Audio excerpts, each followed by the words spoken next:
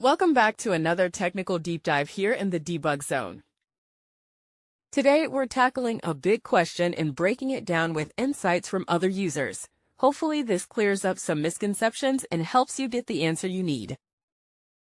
So buckle up, stay a little curious, and let's jump right in.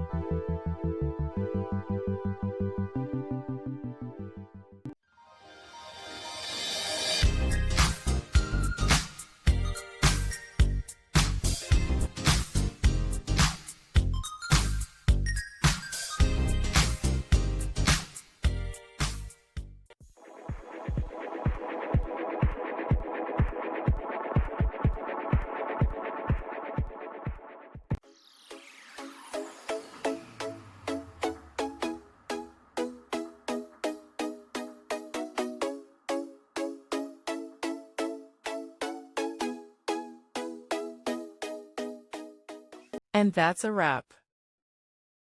I hope you found the answer you were looking for. If you did, take a second to hit that subscribe button. It really helps out. And let me know in the comments which solution worked best for you. See you next time in the debug zone.